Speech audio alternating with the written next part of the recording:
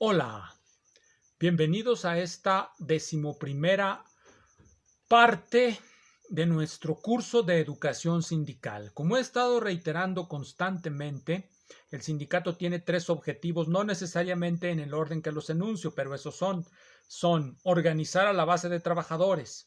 Se organizan para conseguir derechos por encima de lo que establece la Ley Federal del Trabajo, por encima, es decir, crear nuevo derecho. Y número 3, defender esos derechos nuevos adquiridos.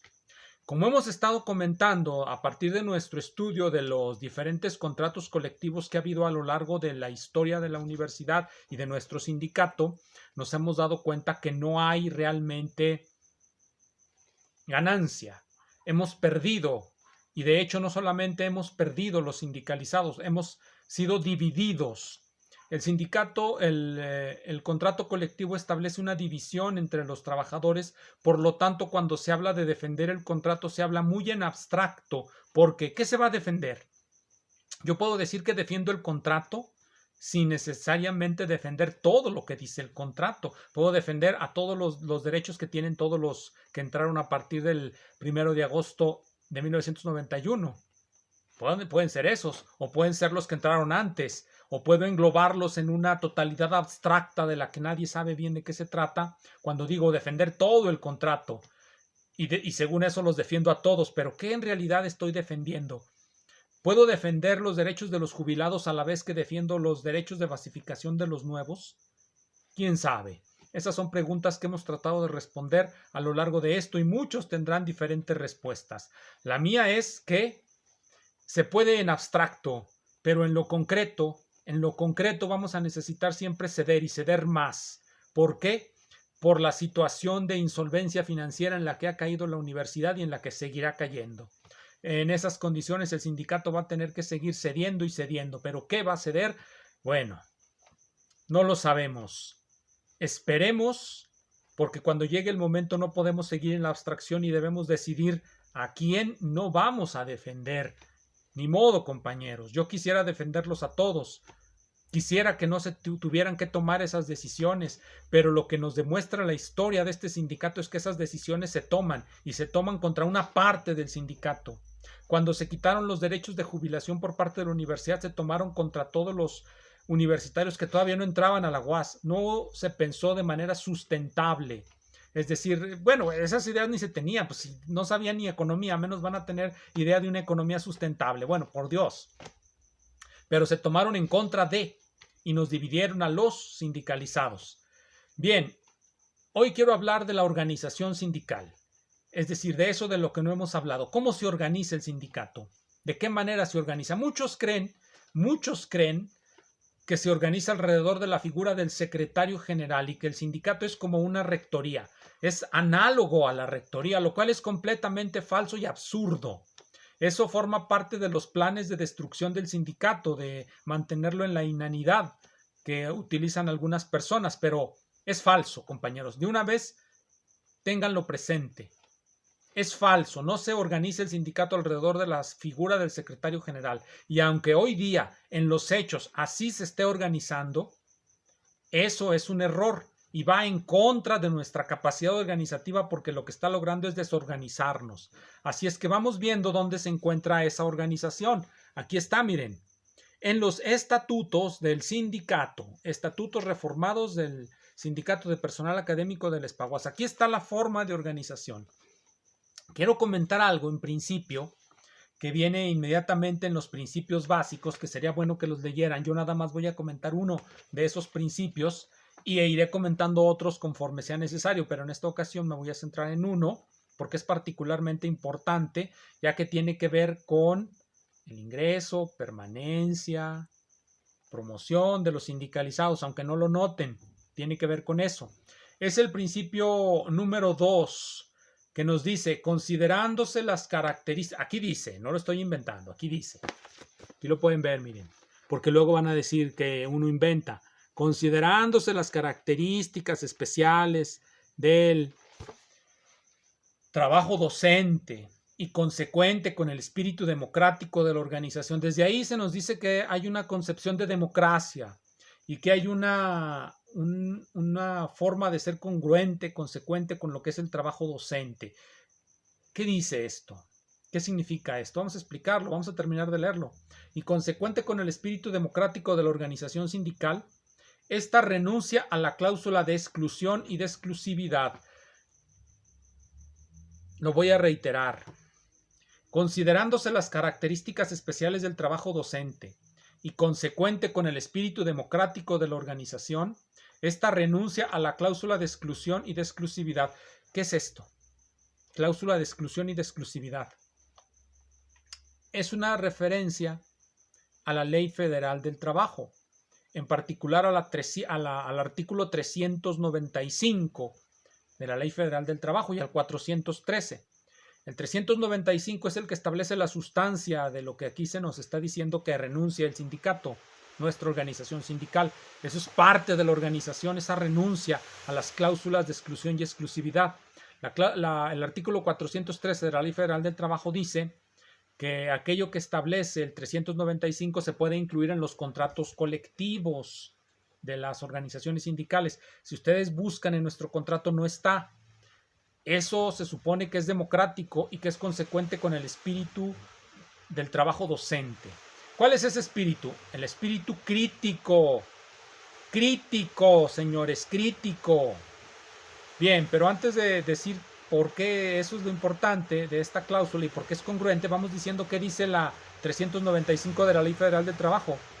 Dice que búsquenla y luego busquen un decreto por el que se deroga porque es contraria a la Constitución.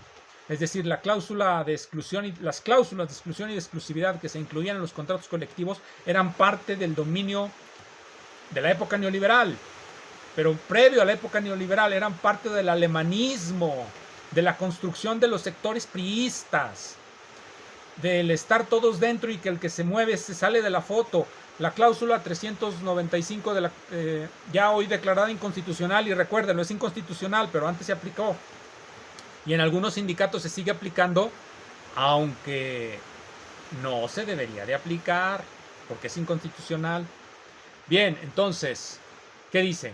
Ya le di muchas vueltas y no les he dicho qué dice. Hasta parezco humanista.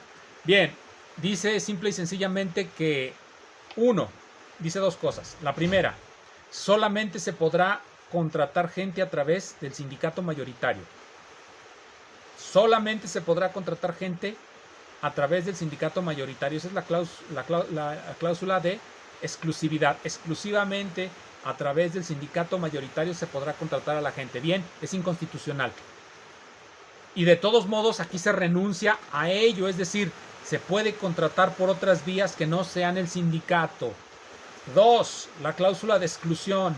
Si el sindicato expulsa a un miembro, puede exigirle a la patronal que lo despida. Cláusula de exclusión, cláusula de exclusividad. Eso es lo que permitió la construcción de los sectores priistas. Recordémoslo. Y no fue un resultado de la Cuarta Transformación quitarlo. Fue un resultado del periodo de transición a la democracia mexicana, incluido dentro del periodo neoliberal. Pero bueno, eso es lo que dicen. Pero de todos modos, olvidándonos de la inconstitucionalidad, aquí se dice que no se va a aplicar. ¿Qué significa esto y por qué es congruente con el espíritu del trabajo docente? ¿Por qué? Porque el trabajo docente debe de ser crítico, señores. Yo sé que hoy día ya no se estila ser crítico. Yo sé que hoy día ya se quiere ser políticamente correcto, que hoy día ya no se quiere decir nada en contra de nadie. Todos somos amigos, todos somos hermanos. Bueno, el espíritu crítico, precisamente quitar la cláusula de exclusión, quitar la cláusula de exclusividad es para darle cobertura a aquellas personas que sean críticas, número uno, del sindicato como forma global de organización de los trabajadores académicos. Hay docentes que están en desacuerdo completamente con que los docentes deban organizarse como sindicato porque aseguran que la universidad no es un patrón. Ellos son críticos en ese sentido. No se les puede excluir, no se les puede correr. Y se les puede aceptar en la universidad, se les puede contratar al margen del sindicato. Ese es el espíritu. Número 2, hay gente que expresa opiniones contrarias al sindicato y que incluso renuncia al sindicato por considerar que es violatorio, que viola toda su normatividad. Y le llama a eso actitud digna. Renuncian y ya no quieren saber nada de un sindicato corrupto. Bueno, pues no se les puede correr de la universidad simplemente porque renuncian a un sindicato que ellos consideran corrupto y corruptor. Bien, eso es el fundamento ideológico de por qué esto se aplica. Esa es parte de nuestra organización. O sea, todos los que están permanentemente gritando y diciendo que nada más a través del sindicato se debe contratar, están mal, se les olvida esto. Número 2, vamos a una de las partes fundamentales del sindicato, capítulo 2 de los socios, derechos y obligaciones. ¿Cómo se vuelve uno sindicalizado? No es automático, no es automático. Hay un procedimiento y lo fundamental es declarar la voluntad de ser un sindicalizado, que uno quiere ser parte de un sindicato. ¿A cuántos de ustedes les preguntaron? ¿Cuántos de ustedes siguieron el procedimiento? El procedimiento dice que se debe ejercer la docencia, es el artículo 5. Dice, ejercer la docencia y la investigación científica en cualquiera de sus niveles en una o varias dependencias. O sea, se debe de ser, pues, trabajador de la universidad. Número 2, hacer su solicitud de ingreso. Ahí es donde está la declaratoria de voluntad. Hacer la solicitud de ingreso por escrito ante el comité ejecutivo. Un sindicato que no hace eso, aunque no le guste a muchos que andan por ahí, es un sindicato corporativo. El que los da de alta es el patrón, porque es un sindicato blanco favorable al patrón y pues al patrón no le importa que crezca, porque no lo va a presionar, porque en realidad ni siquiera es algo que esté organizado, es un sindicato charro que no sirve para nada. Por eso el patrón los da de alta, tiene esa gran confianza en que el sindicato no le va a hacer, bueno, va a hacer lo que él diga. ¿A cuántos de ustedes hicieron ese procedimiento? Bueno, así pasa, pero debe haber declaratoria de voluntad y si no quieren estar en el sindicato, simplemente exijan a la rectoría que les deje de cobrar y que les devuelva el sindicato todo lo que les cobró.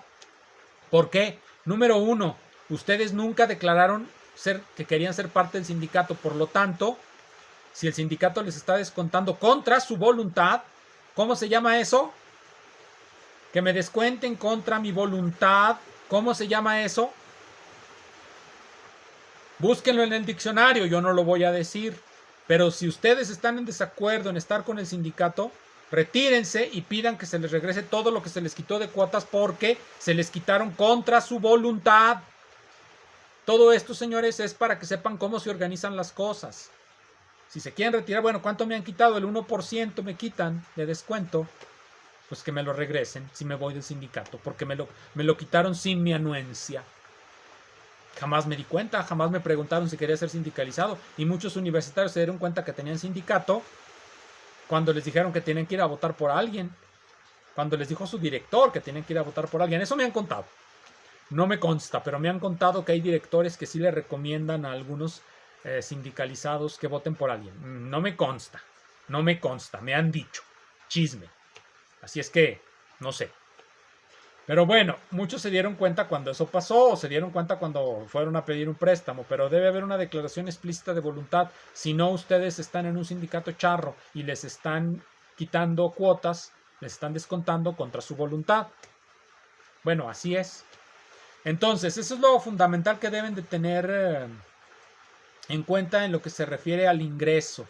Bueno, hay otras cosas, miren. No nada más es el escrito, solicitarlo por escrito. Aquí dice también que estarán en disposición de acatar las decisiones de los órganos deliberativos y resolutivos del sindicato y la solicitud deberá de ir avalada con la firma de 2 socios, preferentemente en su delegación. O sea, deben hacer la solicitud y la deben de avalar 2 miembros de su delegación. Eso dice aquí. ¿Se cumple? No. ¿Por qué no se cumple?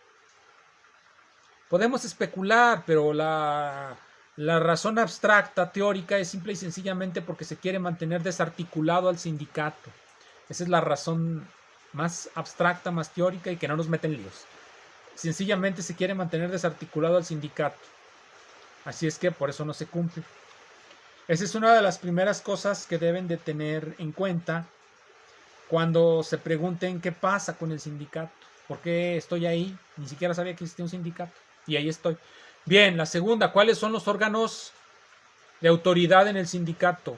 Muchos creen, lo reitero porque es una creencia muy extendida, que el único órgano de autoridad en el sindicato es el secretario general y que lo que él diga es ley, que lo que él diga así es. Bueno, no es así. Si ustedes lo creen, quítenselo de la cabeza, es falso, falso. ¿De dónde saco yo que es falso? De aquí. Aquí viene cuáles son las autoridades. Les voy a leer cuáles son las autoridades. Capítulo 3 de los órganos de gobierno. Artículo 18. En orden jerárquico. En orden jerárquico. Los órganos del gobierno del sindicato son 4. Número 1. Asamblea General.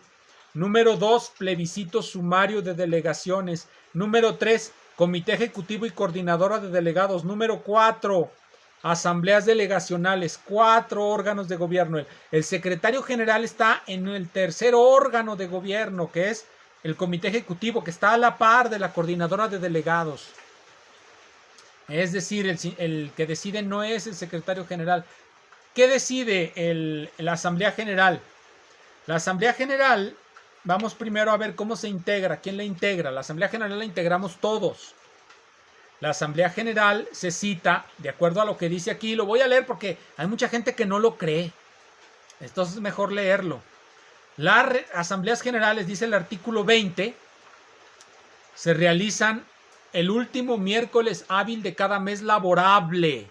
Pueden ser convocadas por el Comité Ejecutivo, a través del Secretario General, por los comités delegacionales o por la Coordinadora de Delegados. Ya. ¿Es una vez al mes? ¿Se cumple? No, no se cumple.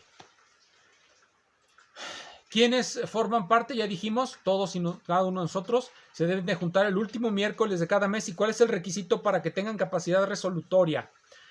Aquí viene lo interesante. Muchos creen que se necesita juntar a toda la masa de población universitaria. Bueno, no es así. Lo voy a leer. Artículos 22 y 23. La Asamblea General, ordinaria o extraordinaria, tendrá capacidad resolutiva cuando se integre con el 51% del número total sobre el que se calcule el quórum. De no reunirse, el número total sobre el que se calcule el quórum. De no reunirse, el 51% se convocará para realizarse en el término de 48 horas, días hábiles, una segunda asamblea, la que tendrá capacidad resolutiva, si reúne el 33%. De no reunirse este porcentaje, la asamblea se celebrará, pero tendrá carácter deliberativo respecto de las diferentes posiciones que serán llevadas a plebiscito sumario. Si no se reúne la asamblea general, no decide el secretario general, se debe de llevar a plebiscito sumario. Pero ahora bien, mucha gente cree que ese 51% es inalcanzable, porque no se junta la gente, porque mil cosas. Falso de toda falsedad, los han engañado, compañeros, lean los estatutos, los han engañado, están engañados, nos mienten, nos manipulan, están organizando al sindicato de otra manera que no está aquí en los estatutos. ¿Por qué? Porque se pretende centralizar la decisión. ¿Quién lo pretende? Bueno, ustedes piénsenlo. ¿Por qué digo esto? Artículo 23. Para efectos del cálculo del quórum,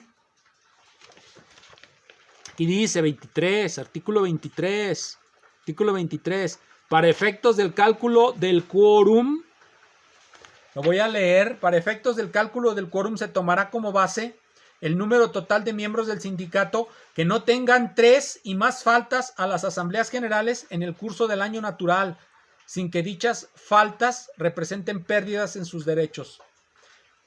Como base, se toma como base del quórum el número total de miembros del sindicato que no tengan 3 y más faltas. Si se tienen 3 faltas, ya no son parte del quórum. Ya no son parte del quórum, señores. Si eran 1,500 o 2,000, vamos a poner un número. Si son 2,000 En la primera faltaron 1000, en la segunda faltaron 1000, en la tercera faltaron 1000. El quórum se calcula para la cuarta con 1000.